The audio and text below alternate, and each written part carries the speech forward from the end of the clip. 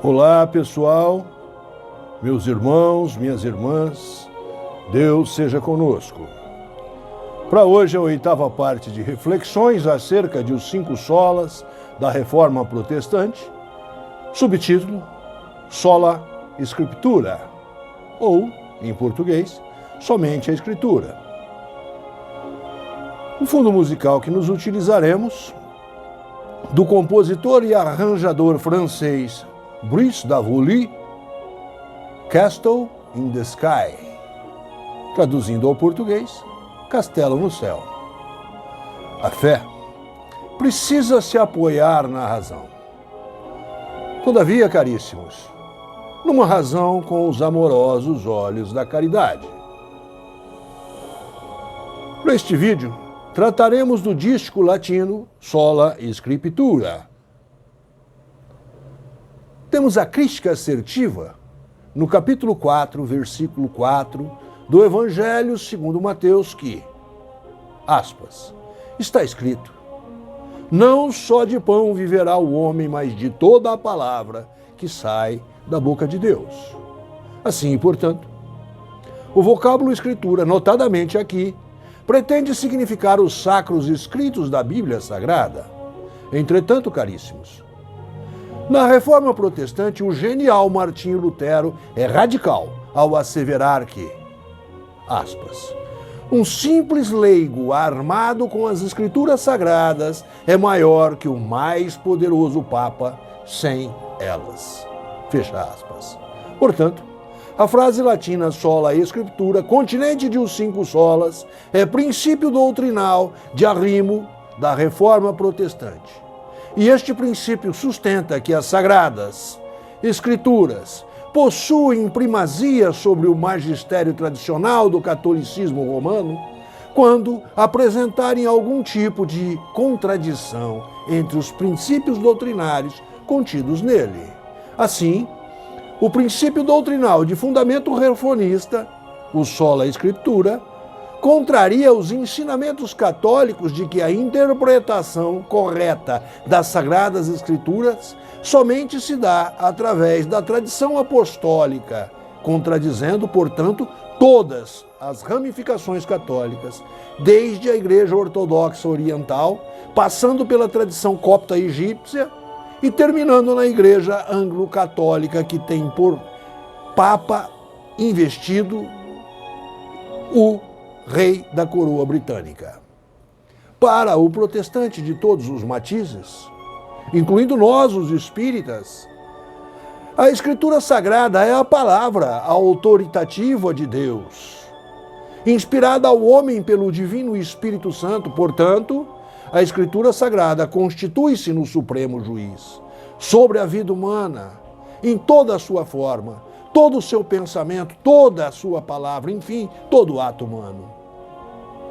A Escritura Sagrada, continente da Bíblia, em seus 66 livros divididos em Antigo e Novo Testamento, é santa, é inspirada, é inerente, é verdadeira e é inerrante. É apta para o ensino, para a correção e educação na justiça, pronta para justificar o humano errático na carne ou em espírito. Nos movimentos de inspiração reformada, considerados historicamente como os protestantes radicais, anabatistas de origem suíça e os britânicos puritânicos, o princípio da sola escritura é ortodoxo, é pétreo, é imutável.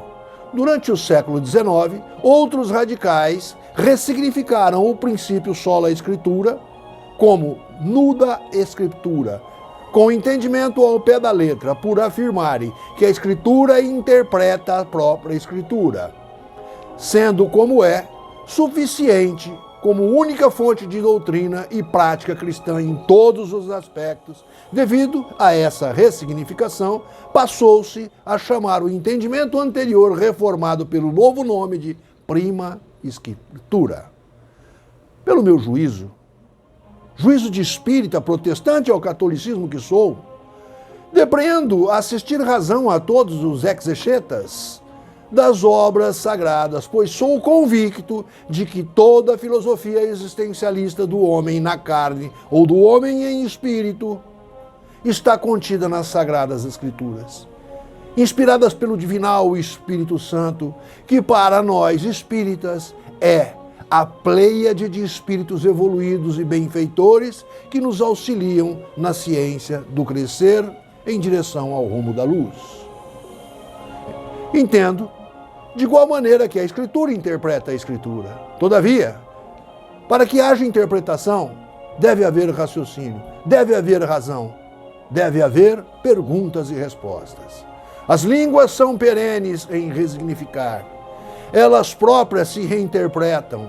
Exemplifico dizendo que o Antigo Testamento, a Sagrada Palavra de Deus, originalmente em hebraico, traduzido ao comum koiné, uma língua, um tipo de língua grega falada na Judéia, na Galiléia e na Alexandria, depois para a tradução ao latim clássico. E, pelos próprios pré-reformistas, sequenciados pelos reformadores, quando no século XII, Pierre Valdez providenciou a tradução do latim ao franco-provençal.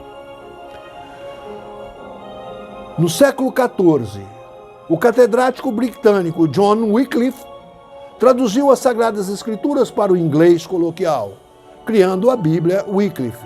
E no século XVI, Lutero propõe nova tradução das Escrituras Sagradas para o alemão coloquial.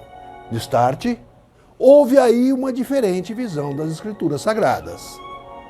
Para nós outros, sectários do kardecismo, utilizamos-nos tão somente da parte ético-moral cristã contida no Novo Testamento, notadamente no Sermão da Montanha e suas bem-aventuranças, pois, como muito bem dito assertivamente pelo magistral muçulmano Mahatma Gandhi, aspas, se desaparecesse tudo o que se escreveu sobre religiosidade e sobrasse tão somente o Sermão da Montanha, nada teria se perdido.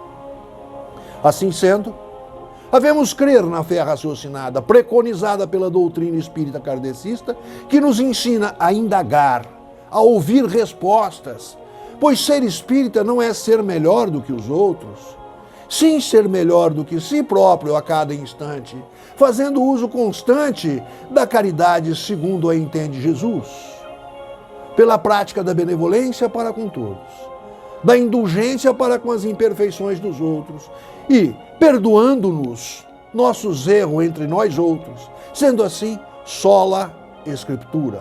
Portanto, gloriemos com tributos de louvor ao Criador mental de tudo que há criado, Deus nosso Pai, louvado seja.